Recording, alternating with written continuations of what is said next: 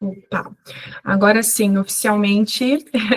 Pessoal, bom, sejam todos muito bem-vindos, tá? Aqui ao nosso evento. Eu sou a Priscila, sou psicóloga e também gestora aqui do Programa Saúde e Energia. Estou muito contente de poder conduzir aqui esse evento com vocês, junto com a Josi, né, nossa convidada de honra aí para esse evento nessa tarde.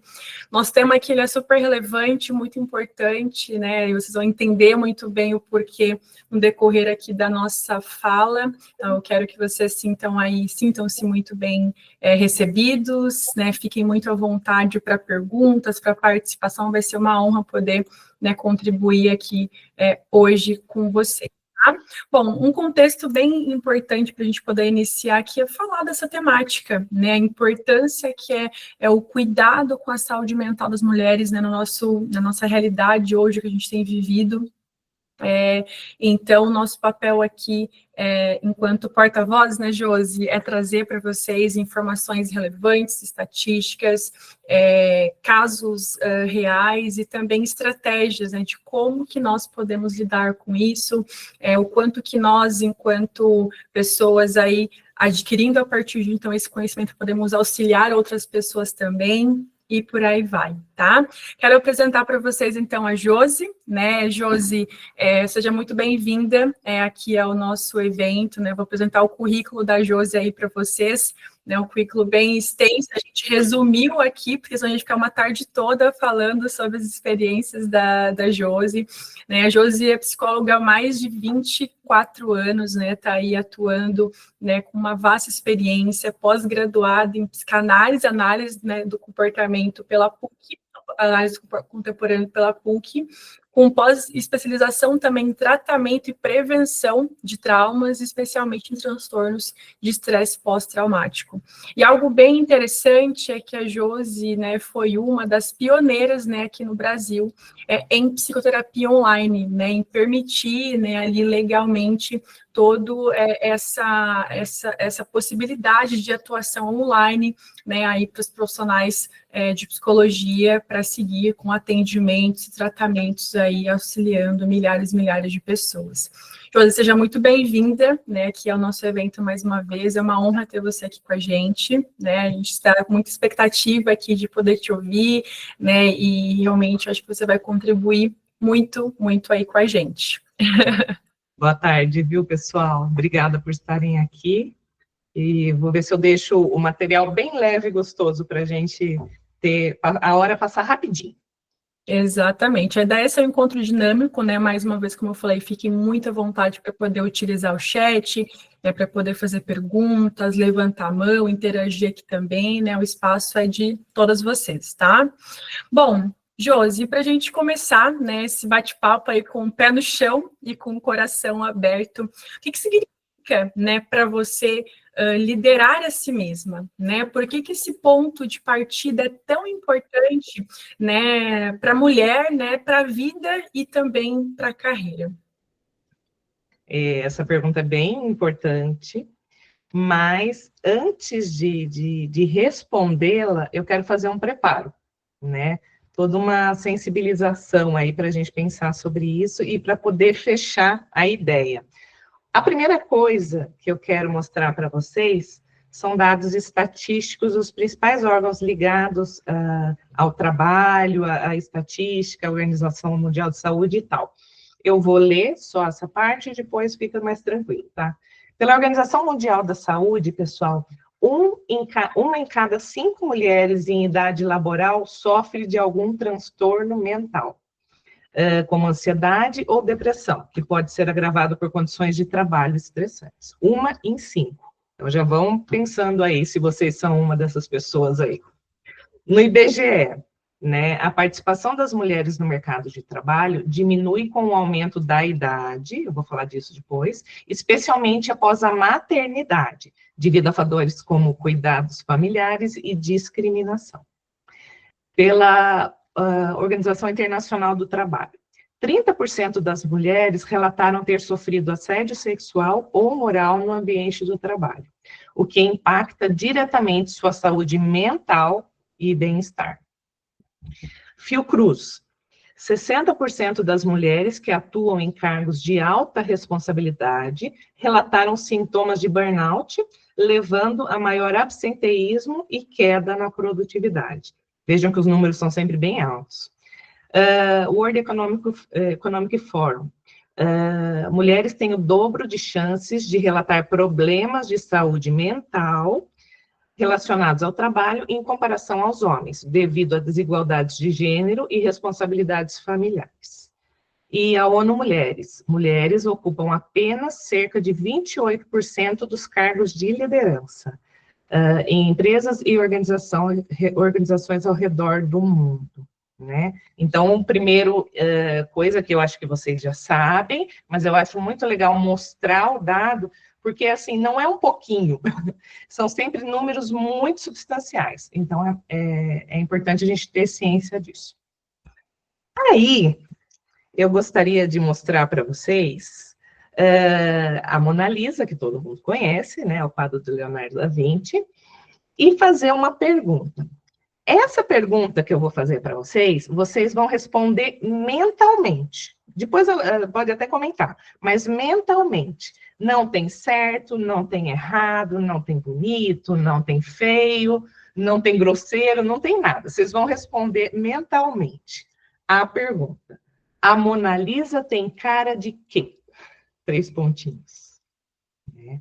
Então, pense aí. Quando vocês batem o olho nessa expressão da Mona Lisa, o que que tem? A Mona Lisa tem cara de quê?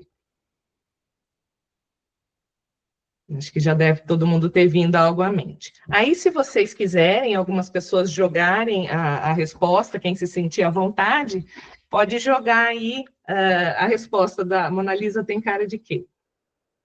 Respostas leves, tá, gente? Não precisa ser nada, não é nada de arte, é uma brincadeira. Veja aí, Pri, se o pessoal está respondendo. Cansada, puxando. Eu acabei de colocar aqui, cansada, que mais? Dona de casa, cansada. Mais algumas? É tanta coisa, né, que vem na cabeça. Sofrida.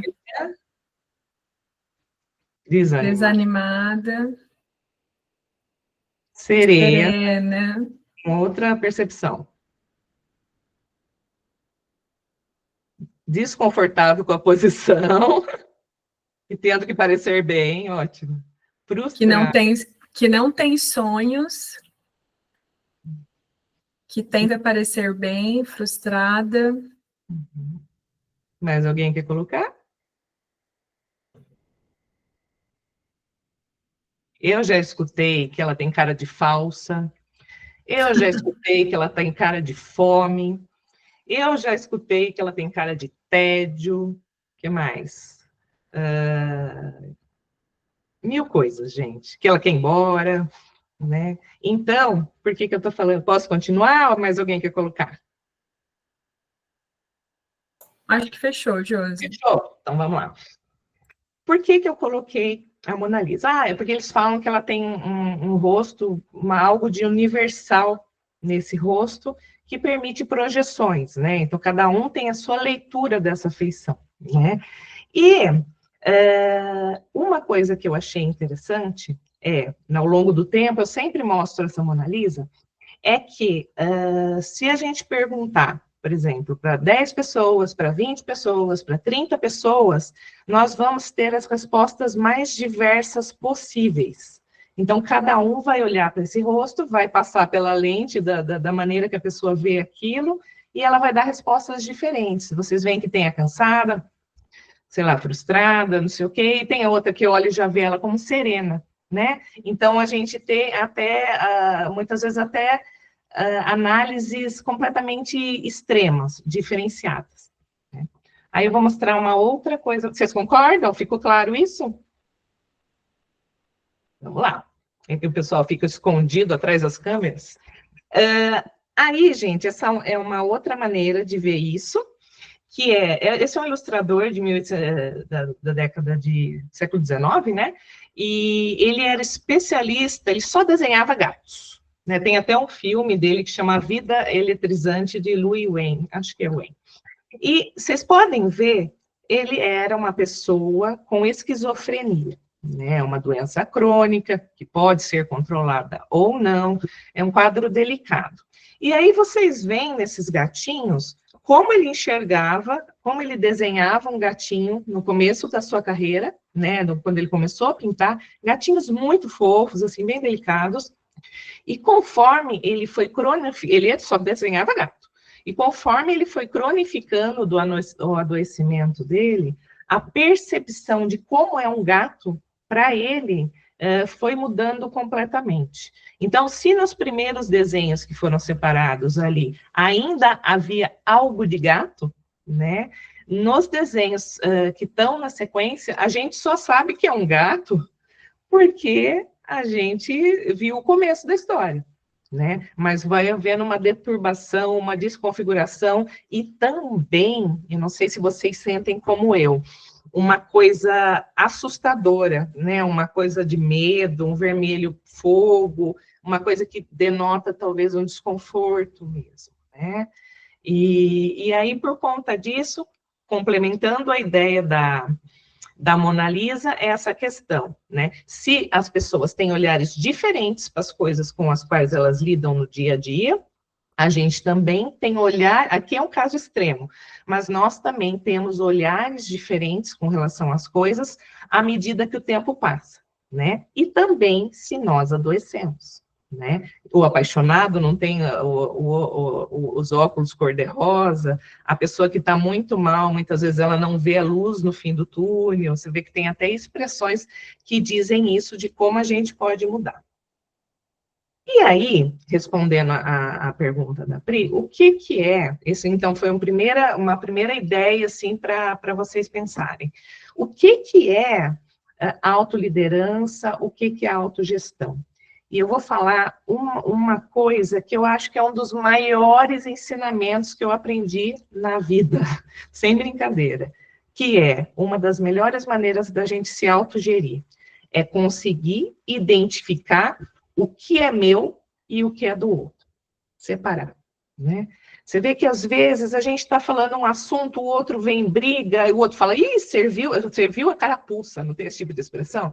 Né? Mas por quê? A gente tem dificuldade, muitas vezes, de se olhar o que o outro está pensando, né? O que a gente tende a fazer? Se eu entendo assim, entendo que aquilo é óbvio, eu não me conformo que o outro pensa diferente. Como assim você não está vendo? Como assim você entende assim?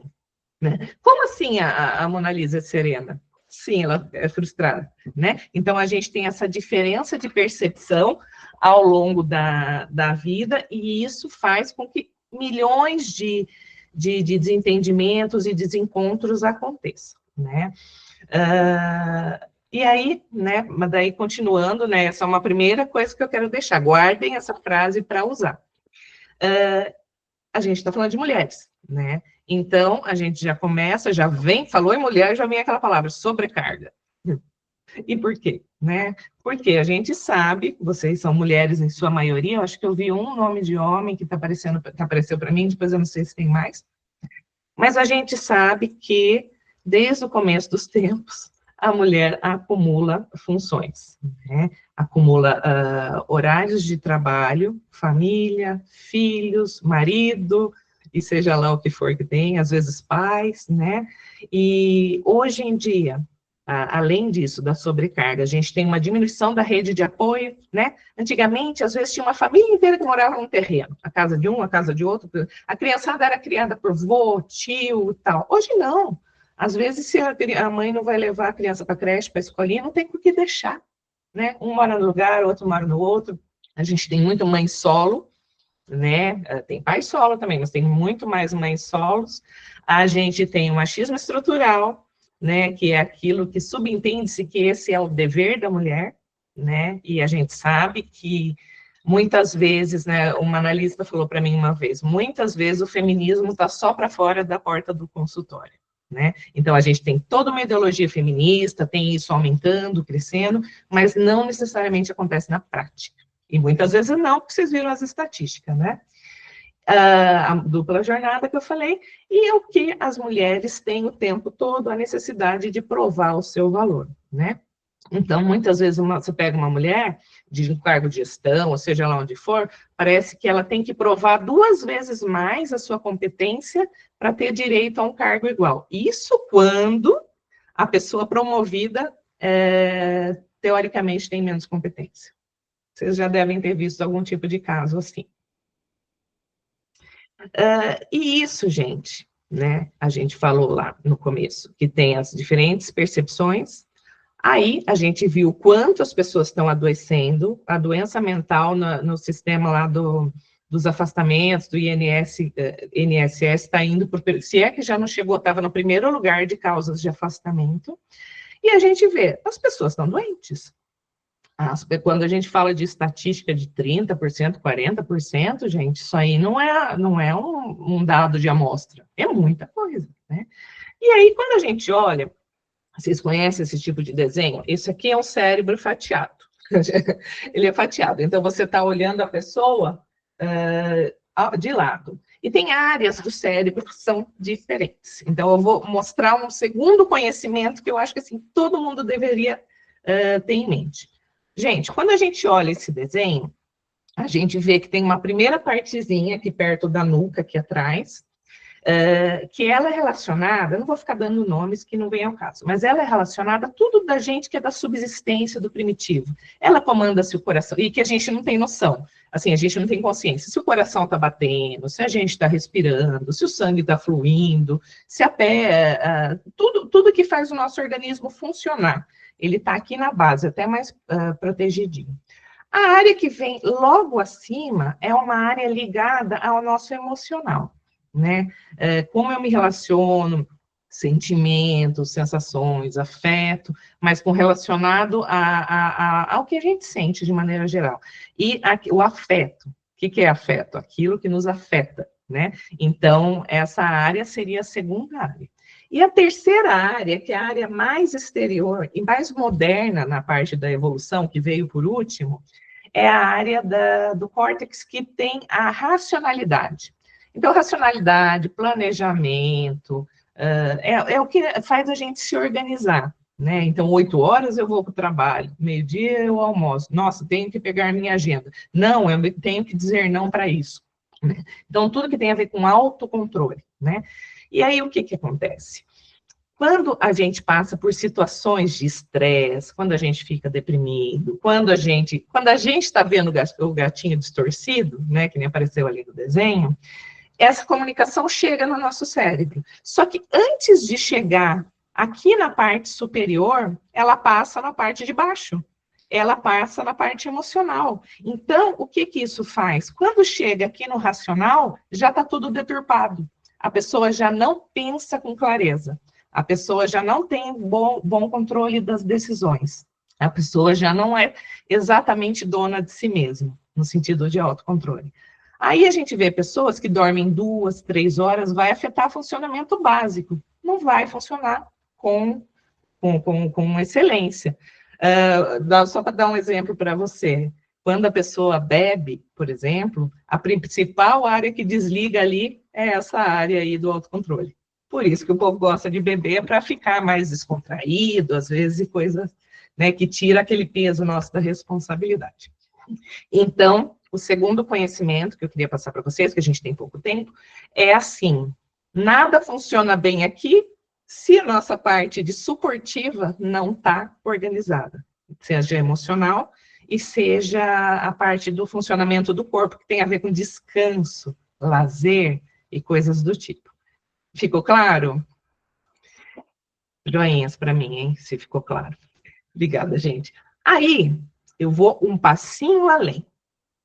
O nosso humor, gente, ele varia, né? Então, como é que eu vou ser uma boa líder e tal, se eu não sou sempre estável, se eu não sou sempre comedida, se tem dia que eu quero chutar cachorro morto, ou sei lá o que a pessoa possa falar, né? O que acontece, gente? Ninguém tem humor estável. Se vocês olharem essa reta, ninguém fica permanentemente nessa reta. Só se for o falso calmo, mas o falso calmo é um vulcão. É perigoso o falso calmo.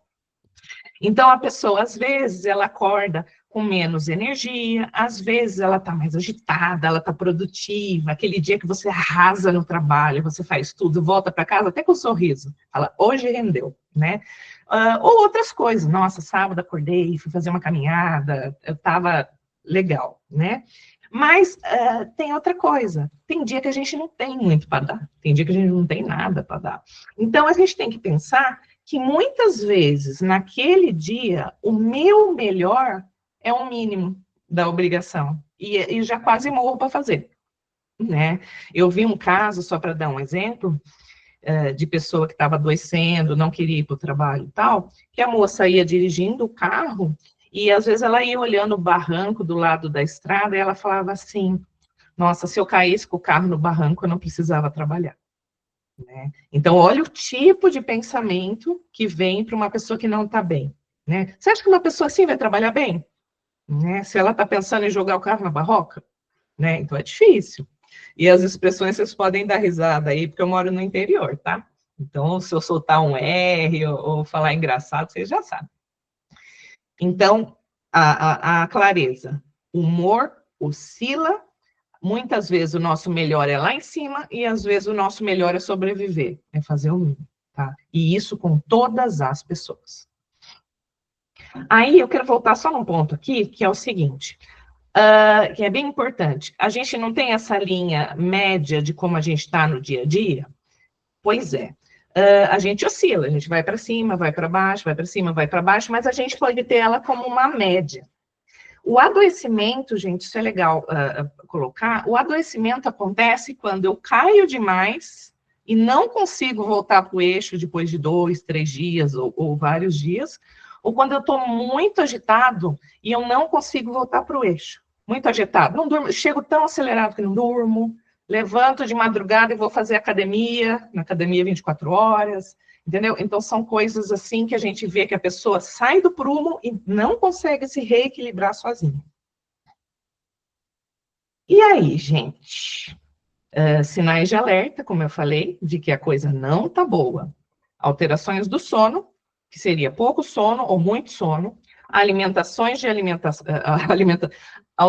de alimentação, come-se muito, para de comer, né? Alexitimia, que é um termo diferente, que nem todo mundo conhece, são as pessoas que têm dificuldade de expressar os sentimentos, que ficam mais apáticas, que você pergunta o que você tem, a pessoa não sabe responder, né? Ela fala, não sei, ela não consegue expressar nem o que é que está deixando ela mal. Esse termo é interessante, porque a gente vê muita gente assim, as pessoas cinzas, as pessoas que trabalham com plantão, ficam acabadas, elas não sabem nem dizer o que está errado. Dificuldade de autorregulação, que eu falei antes, adoecimentos frequentes, toda semana está com gripe e assim por diante, e irritabilidade. Às vezes a gente acha que adoecimento, depressão, por exemplo, é só tristeza, não. Também tem gente que fica o tempo todo irritado, e isso pode ser também um sintoma de depressão. É legal falar. Tá, a gente falou de mais ou menos como a gente funciona na nossa percepção, a gente falou um pouquinho de fatores de alerta, né? E aí eu queria passar para vocês algumas questões que são bem legais, que não adianta descrever a doença, que nem um CID que só descreve, mas a gente tem que pensar, e aí, faço o que com isso, né? Então, coisas para o dia a dia. Dividir as tarefas em partes, começo, meio e fim. Agenda realista. Gente, isso é um dos maiores males que as pessoas têm. Elas se propõem a fazer atividades que levariam 3 dias em um dia. Tem alguém aqui que faz isso? Acho bem possível. Né? A pessoa acumula um monte de coisa, fala, eu faço amanhã, faço amanhã, faço amanhã, só que ela não tem um dado realista de que não cabe tudo aquilo num dia. Aí chega tarde, de noite, ela está arrasada porque não deu tempo, né? E aí vai para outro dia, e aquela tensão vai passando dia a dia, porque nunca dá tempo, né? Então, a gente tem que ter uma agenda realista, lembrar dos dias, da hora de trabalho e, inclusive, da hora de descanso. Autocompaixão, né, que é se perdoar e entender que nem sempre a gente vai ser o melhor possível, né? Por isso que a gente varia. Multitarefa, isso eu queria te falar uma coisa para vocês. Uma das coisas que mais deixam o cérebro cansado é a multitarefa. Por quê? A nossa atenção, o funcionamento cerebral relativo à atenção, dá atenção para uma coisa de cada vez. Então, se eu estou aqui falando com vocês, assistindo um filme, olhando o WhatsApp, ainda jogando um joguinho, que tem gente que é assim, eu fico péssima em tudo. Porque para eu conseguir prestar atenção em tudo, além de dividi-la, toda vez que eu olho para uma coisa e mudo, a minha atenção entra e sai, entra e sai. Então, a multitarefa, o que ela faz? Ela faz a gente levar o dobro do tempo e causa não sei quantas vezes mais exaustão, né? Então, há uma ilusão muito grande na multitarefa. O ideal é desliga aparelhos, fica quieto, termina aquela atividade, ou faz a atividade na hora que a casa está mais silenciosa, se for home office, no trabalho, prioriza, e isso é muito importante, tá? Então, quem vive contando papo aí que arrasa na multitarefa, ensinem isso para essas pessoas. Diminuição de tela, principalmente à noite, né? Para a gente fazer a higiene do sono. Eu vou rápido, tá? Para a gente poder falar mais depois. Lazer, não precisa nem falar. E aí vocês veem, né, gente? Quando uma pessoa está ficando doente, que você vê assim, uma das perguntas que a gente faz no consultório é: você deixou de fazer atividades que antes você gostava, né? Então, por exemplo, eu adoro ir no cinema. Tal dia, todas as vezes eu ia no cinema, agora eu não tenho vontade, né? Por quê? Se você trabalhou 10, 12 horas, pegou trânsito e fez lá, sabe mais o quê? A hora que você chega em casa, você só consegue comer e desmaiar. Tem gente que nem banho toma, gente, né? É tanta correria que não tem força para nada. Aí vai falar assim, nossa, eu vou fazer lazer, né? Eu vou passear, vou fazer as coisas. Não tem energia, não sobrou, né? O foco tá em descansar, né? É igual você pegar o dedo na porta do carro e a hora que tá aquela dor, né, fora de controle, você olhar, nossa, que céu lindo, que dia ensolarado. Não é assim, né? Tem prioridades e que se a gente não atender o funcionamento mínimo do organismo e do descanso, nada vai prestar, né? Então, não adianta a gente falar em alto desempenho, porque alto desempenho não é trabalhar mais. Alto desempenho, muitas vezes, é trabalhar bem. E isso é difícil de entender num mundo que nos sobrecarrega de coisas, né? Então, vamos lá. Meditação, tá? É uma das coisas, assim, que traz resultados incríveis. A ciência cada vez mais levantando dados dos benefícios da meditação. A necessidade do ócio, né? Tem até o livro O Ócio Criativo, do De Masi, que é: a gente precisa ter tempo de fazer nada. Hoje, o que a gente faz quando não faz nada? Abre o celular, né? E crianças, né? Só para dar um exemplo, a criança só aprende a brincar, a criar, a fantasiar quando ela está entediada, né? Então, se você cria essa criança num tablet para ela não amolar, né? A babá atual, essa criança fica lá super estimulada, já está criando uma dependência, né? Coisas que disparam neurotransmissores do prazer o tempo todo na cabecinha dela, e ela vai ficar muito mais interessada em prazeres artificiais do que em prazeres reais. E a gente também. Essa é outra frase que eu gosto muito. A gente precisa ter mais prazeres, menos prazeres artificiais e mais prazeres naturais, para voltar a sentir prazer em coisas delicadas e simples da vida, né? E assim vai, gente. Saber dar limite, uma comunicação assertiva, alimentação minimamente saudável, né? Comunicação assertiva e tal. Então, é isso, gente. São exemplos de coisas que a gente precisa estar atento. Ninguém vai fazer tudo perfeito, porque senão vira outra loucura, né? Porque tem a loucura do saudável, né? A loucura do saudável é aquele que acorda 5 para não ir no yoga, e às vezes dormiu 3 horas, mas vai no yoga 5. Será que não dormir para ir no yoga vai adiantar? Tenho minhas dúvidas, né? Então, às vezes... Josi, pegando um gancho com o que você está falando, né, já que a gente vem aí nessa listagem de práticas, Tem algum exemplo que você, né, se lembra, seja de algum caso clínico, enfim, alguma experiência, do quanto que esse cuidado com a saúde mental, né, esse seguir essas diretrizes, essas sugestões, né, que você traz, mudou efetivamente ali o rumo, né, que uma mulher, ela teve de fato o efeito disso na sua trajetória. Tá, então eu vou dar um exemplo ruim e depois eu penso no bom, tá? Eu já resgato um bom. Exemplo ruim é que, quando eu trabalhei no Sereste, o Centro de Referência em Saúde do Trabalhador, que é um órgão regional, uma das coisas que eu mais via em consultório, nos adoecimentos e tal, eram mulheres, principalmente mulheres mesmo, adoecidas que por muitos anos foram as melhores funcionárias da empresa. Olha só. Eu acho uma coisa assim, outro dado assim, fantástico. Fantástico, né? É muito triste, mas fantástico para a gente prestar atenção.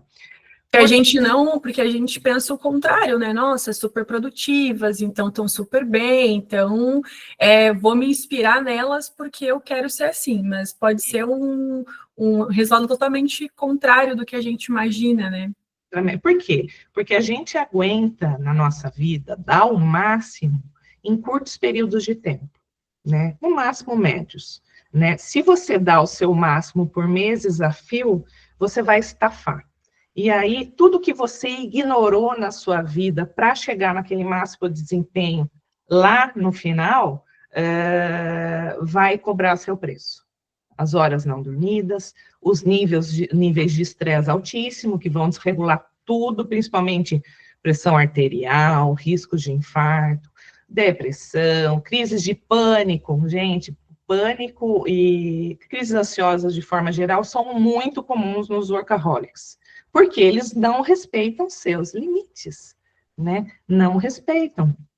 Essa semana, por exemplo, essa semana não, mas eu tive uma moça que eu acompanhava, defensora pública, né? Trabalha em outro estado e tal. Ela, toda vez que ela ficava muito ansiosa, ela não dormia e tomava calmante, né? E um dia eu falei assim, fulaninha, eu não posso falar o nome, falei, querida, deu 5 horas, deu 6 horas, fecha a agenda, vai embora, né? Por quê? Às vezes aquela hora extra que vai lá das 7 às 9, tudo, a pessoa só tá o trapo, ela não está mais prestando para pensar com qualidade. Eu sei que a gente tem, eu não estou fantasiando fazendo fantasia fora da realidade, mas assim, às vezes a gente chegar um pouquinho mais cedo no outro dia, ou a gente dividir esse trabalho em um dia a mais e tal, a gente pode ter muito mais qualidade. Porque usar o cérebro quando ele já está exausto, será que vai funcionar? Será que eu ainda tenho atenção para isso? Vocês não percebem que às vezes vocês estão olhando para o papel e a mente vai lá para outro lugar no que você vai comer na janta? Por quê? Porque não tem mais para dar. Né? Então, os exemplos bons que eu tenho, que eu tive de resultados, foram as pessoas que aprenderam a dizer não, que aprenderam a ser mais assertivas. Vou dar um exemplo, esse exemplo é muito bom. Imagina uma mesa de uma pessoa que cada hora alguém coloca um trabalho a mais. O próprio chefe, às vezes, né? Ele coloca, traz um trabalho a mais, e a pessoa vai ficando doida. Como é que eu vou fazer tudo isso? Olha, vou ensinar uma frase boa para vocês, caso vocês não conhecem, né? Você fala assim, seu Paulo, é o seguinte, eu já tenho isso, isso e isso para fazer. Qual é a ordem de prioridade que o senhor gostaria que eu fizesse? Né? Então, o que você está falando? Eu estou sobrecarregada, em outras palavras, sobrecarregada, então nós temos que lidar com priorização, o que o senhor quer primeiro, né? Então, o que eu estou dizendo para ele? Não vou fazer tudo agora. Não dá, é desumano, entendeu? Então, esse tipo de frase, isso é ser assertivo. Você não está sendo grosso, você não está falando que não vai fazer, mas você está falando, vamos organizar como vamos fazer e como que a gente vai priorizar essa tarefa. Ótima, não é? Guardem essa frase. Eu adoro as frases, né? Então, aqui a gente falou, Pri, eu respondi. Então, assim, eu não respondi exatamente o que você falou de um exemplo, mas os casos de sucesso deu. É que não é um caso específico, mas as pessoas que têm bons resultados são as pessoas que conseguem dizer pare. Às vezes a pessoa não consegue. Ela não consegue, né? É um processo, né, Josi? É um processo, né? É importante, no primeiro momento, entender que algo não está errado, está fazendo mal, né? Aquilo não está levando para um caminho legal.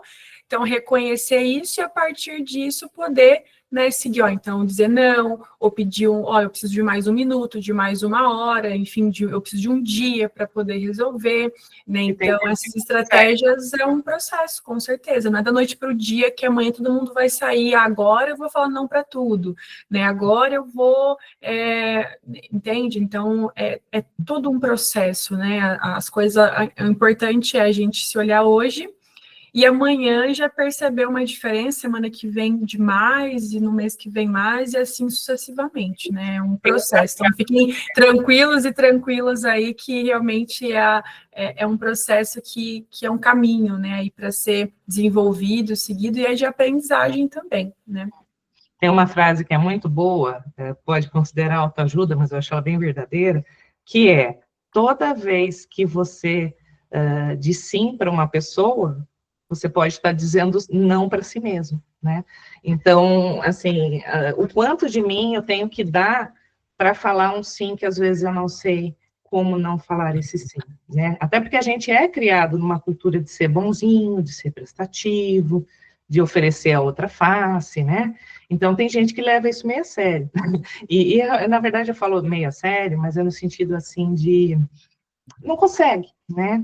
Outra frase que eu gosto, a minha experiência, fala assim, o currículo é bom, não sei, mas as frases, ela sabe um monte. Outra frase que eu gosto muito é assim, esqueci, deixa eu pensar, daqui a pouco eu volto. Aí, gente, perdi a frase que estava na minha cabeça. Mas aí, o que eu penso assim? A gente tem um limite, o pessoal não fala que a gente tem que ser resiliente, né? Ah, lembrei o que eu ia falar. O que acontece? Quando a gente não consegue explicar, quando a gente não consegue ter limites, o que acontece? Como que a gente pode prestar atenção nisso? Começa a ter gripe toda hora, né? Começa a ter taquicardia, não dorme, começa a ter dores pelo corpo, por todo lado, né? Aí, por que acontece? Se eu não consigo compreender isso que está acontecendo, o meu corpo mostra o que está acontecendo através de desregulações mesmo, através de doença, né? Então, às vezes eu não sei que... O corpo fala, né? O corpo fala. Então, é isso mesmo. Então, a pessoa não sabe o que está acontecendo. Ah, não dorme. Aí ela vai lá, começa a tomar remédio para dormir, hipnótico, né? Se enche de hipnótico porque não dorme sem o remédio, vicia. Eu já vi gente, gerente de banco, tendo surto psicótico, de tanto trabalhar, né? Alcoolismo, pesadão, um monte de lugar, né? Eu dei um exemplo para a Priscila ontem, quando a gente conversou, acho um exemplo bem interessante. Vocês sabem que caminhoneiros e pessoas que trabalham com transporte, muitas vezes dormem muito pouco, viajam às vezes durante o dia, durante a noite. E uma época da minha vida eu tive uma moça que eu acompanhei, que ela era veterinária e trabalhava em área de mineração. Ela chegou, gente, a chegar num local lá da área de transporte e ter uma mesinha assim e carreiras de cocaína, né? Então, de certa forma, a normalização naquele espaço de cheirar cocaína para conseguir trabalhar, né? E você sabe que essa pessoa ela vai aguentar um monte, mas uma hora ela vai cair no volante lá, ela não vai aguentar. Entendeu? Então, preço altíssimo de alguns lugares que a pessoa está. E, às vezes, a gente tem que entender que o vício, tudo que a gente chama de sem vergonha, de irresponsável, muitas vezes, a gente tem que ver da onde veio, né? Porque, às vezes, aquilo entrou para a pessoa para ela sobreviver, né? Quantas pessoas não começam a beber no final do dia para conseguir relaxar? Aquele estereótipo de filme americano que chega em casa e abre um uísque, né? Será que não é para conseguir, naquele momento, uma sensação de relaxamento? Né? Então, a gente tem que ver onde as coisas começam. E aí eu volto. Estou falando rápido por causa do tema, mas podem me interromper e a Pri vai passar também perguntas depois, a gente vai debater. Resiliência.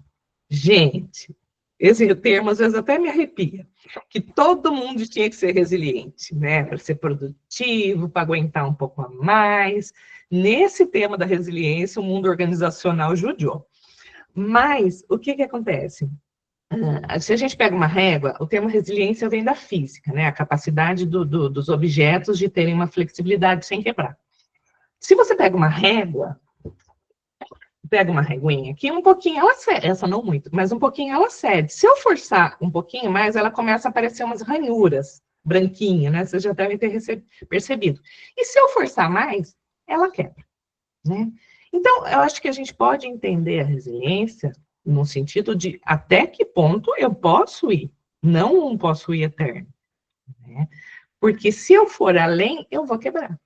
E eu vou quebrar. Pode não ser hoje, pode não ser amanhã, pode ser lá na frente. E aí vem outra palavra que é uma das chaves que eu aprendi em toda a minha carreira, assim, prestar atenção que só cronifica o que não foi observado, né? Então, se eu continuo trabalhando, eu continuo produzindo, eu continuo, sem parar, quando eu ver, já não é uma doença inicial, né? Quando eu ver, eu já estou com uma depressão bem mais grave, eu já estou num quadro ansioso bem mais grave, eu posso ter, a gente fala muito de depressão e ansiedade, mas pode ter questões muito mais graves, burnout, do que a gente imaginou que teria, porque eu não soube parar, né? Então, para quem está aí agora, eu não sei as situações que vocês vivem no dia a dia, eu sei que nas empresas, tal, às vezes a gente tem que dar muito mais. Já tive 2 empregos, já trabalhei, tipo assim, de chegar em casa só dormir também. Eu sei o que é, a maioria das pessoas sabe, né? Então, não estou romantizando. Mas a gente tem que ver até que ponto a gente aguenta e até que ponto a gente vai correr risco de quebrar, se não hoje, amanhã ou depois, né? E as pessoas nos alertam, né? Você começa mais a não ver o marido em casa, não tem tempo de ficar com os filhos, a hora que o filho está em casa, você não aguenta nem a voz dele, porque você está exausta. Tudo isso é um sinal, gente, de cansaço, né? Mas, né, e aqui tem uma coisa que eu acho linda, né? Às vezes a gente já está quebrado, né? Às vezes a gente já está no limite, às vezes a gente já passou da conta, sempre atendi trabalhadores e vi situações as mais diversas. Estou na plataforma, tá? Se alguém precisar. Mas, assim, às vezes a gente quebra mesmo, né? A gente não fala que, às vezes, a pessoa, para ela reagir, ela tem que se fortalecer, por exemplo. Então, esse exemplo é uma cerâmica japonesa, né? Que é uma coisa meio filosófica, na verdade, que quando um vaso quebra, essa cerâmica quebra, estimada para a família, seja lá o que for, eles mandam para um tratamento que usa laca e ouro. Então, a laca é cola, né? Eles fazem eles colam esse material colocando ouro junto, né? E a gente também pode ser assim, né? Você transformar algo quebrado, algo que está muito errado, e passar a transformar aquilo numa obra de arte, que sou eu melhorado, né? Então, a resiliência, do outro exemplo, crianças em zona de guerra, por exemplo, as crianças que estavam perto dos pais em uma catástrofe, guerra, tinham uma resposta melhor do que as crianças que tinham sido afastadas. Exemplo, Segunda Guerra Mundial, muitas famílias mandaram os filhos para as cidades do interior para que esses filhos fossem protegidos, mandaram para os parentes e tal. Essas crianças, elas tinham mais trauma do que as crianças que permaneciam com os pais numa zona mais perigosa, né? Então, a gente precisa de rede de apoio, a gente precisa de pessoas, a gente precisa de tempo, mas a gente precisa saber também que se a gente quebrar, a gente pode reformar e seguir. Por isso que cronificar é algo que a gente sim, tem que tentar não cronificar. Outra coisa, se eu pego um quadro para tratar de depressão inicial, é muito mais fácil a gente reverter esse quadro e a pessoa voltar a ficar bem, do que se a pessoa está há anos maltratada e maltratada, né? Dá para pensar nos dois. E ela vai lá no final. Por quê? A gente não falou de cérebro, né? O nosso cérebro, ele tem caminhos, eles têm estradinhas lá. E quanto mais, a gente não fala que a gente vai ficando teimoso, né? Eu vou num lugar, eu sento na cadeira, no outro dia eu vou naquele lugar, eu sento na mesma cadeira. A maioria das pessoas é assim, né? Então, o nosso cérebro, ele aprende caminhos e ele repete, repete, repete, repete. Isso pode ser para coisa boa, que vão se tornando hábitos, por exemplo, ou pode ser para coisa ruim. Então, o meu cérebro só lida com depressão, depressão, depressão, depressão. Daqui a pouco, ele funciona na depressão. E ele tem dificuldade a voltar a se autorregular de outra forma. Né? E aí é um risco de doença crônica, né? Com cura parcial, né? Cura, nem eu usaria cura. Mas, assim, que às vezes a gente não consegue um sucesso de qualidade de vida que a gente gostaria que a pessoa tivesse, nesse sentido. Gostaram do vaso? Só eu que sou apaixonada nesse vaso?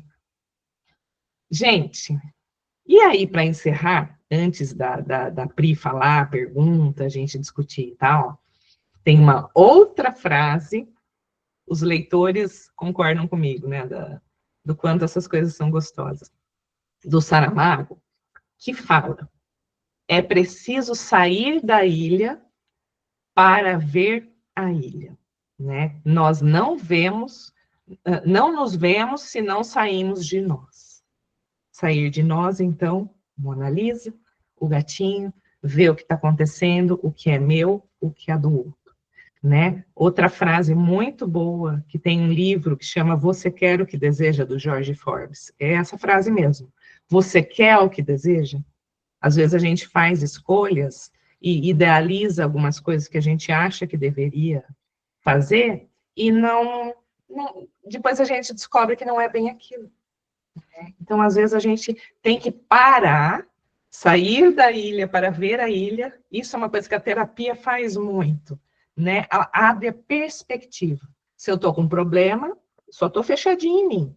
Se eu estou com mais alguém me ajudando a ver, ouvindo, servindo até mesmo de um espelho, né? Enquanto a gente fala com a pessoa, a gente se organiza também, né? Aí eu sou capaz de voltar e falar assim, é mesmo, né? Olhar em retrospecto, né? Em retrospectiva. Então, são coisas que nos enriquecem muito, né? Então, gente, esse programa é muito bonito nesse sentido, de estar levando para a empresa, que muitas vezes, hoje a gente tem diversos programas de saúde dentro das empresas, mas, assim, o empregador, ele tem que entender que funcionário doente é prejuízo. Então, pensando no gestor, né? E para as pessoas não tem nem o que dizer, a pessoa doente não tem vida, né? Ela fica se arrastando aí pelo mundo e muitas vezes não tem vontade de fazer nada, né? Queridos, eu acho que era um pouco isso que eu queria falar, e aí eu passo a bola para a Pri fazer a gestão do resto do nosso tempo. Nossa, a gente está britânica aqui, Josi. Foi muito cravado e só complementando o que você trouxe para a gente, o quanto que a gente falou de processo, né? Que não é da noite para o dia que a gente vai usar todas essas estratégias, da noite para o dia que tudo vai ser lindo, mas o quanto que a gente não precisa passar por esse processo sozinhos, né? E aí que entra o programa, aí que entra os recursos, né? Aí que são oferecidos, e o quanto que dá esse passo, o quanto que levantar a mão, né? Pedir ajuda, ter ali uma orientação direcionada é fundamental nesse contexto tão tenso é uma palavra boa, assim, né, para descrever toda essa pressão, todas essas um turbilhão de informações que a gente passa no dia a dia, não só corporativo, mas também família e tudo mais, o quanto que isso pesa mesmo, e o quanto que esse compartilhar é fundamental nesse processo de aprendizagem, né, de aprender a conviver com algumas coisas. A gente brinca que eu faço terapia para lidar com quem não faz terapia. Essa, para mim, é uma das máximas que faz muito sentido. Né? Todo mundo deveria, né, sim, buscar um acompanhamento. Só que isso é um processo, tem pessoas que não, que eu estou lidando muito bem, só acho que eu não preciso, acho que está tudo certo, está tudo bem também. mas reconhecer que, nossa, realmente, eu acho que, né, se eu tivesse ali um direcionamento, alguém que pudesse me acompanhar, me guiar, enfim, eu acho que seria aí um up, talvez, na minha vida pessoal, na minha carreira também, que esse é o nosso ponto central aqui do evento, e faz toda a diferença. A gente tem aqui no nosso evento hoje, né, colaboradores de empresas que possuem o programa, que têm aí todos os recursos à disposição, temos gestores de empresas aqui também que acreditaram no propósito do programa, né, que estão realmente investindo nisso como algo estratégico e fundamental, né, para o seu corpo ali de trabalhadores, e também, né, eventuais pessoas que estão aqui, que podem também se interessar em levar aí o programa também, né, como possibilidade de atuação para poder auxiliar tanta gente que, né, as estatísticas não nos deixam mentir que precisam muito, muito mesmo. Esse aqui é um dos serviços que o programa oferece, além de ter ali, obviamente, os profissionais que atendem, sejam eles psicólogos, nutricionistas, psiquiatras, né, educadores físicos, médicos clínicos para ponto de atendimento 24 horas, uma plataforma bem robusta, com conteúdos direcionados com foco, né, na saúde mental. Tem também eventos como esse, né, que nós fazemos aí periodicamente, trazendo temas relevantes aqui para essa troca, né, de forma bem dinâmica mesmo, para trocar conhecimento e, né, se porventura quem não pôde participar aqui com a gente hoje, mas conhece quem participou, né, fiquem à vontade para poder, né, compartilhar aí as informações, os conhecimentos que a gente pôde adquirir aqui hoje, tá?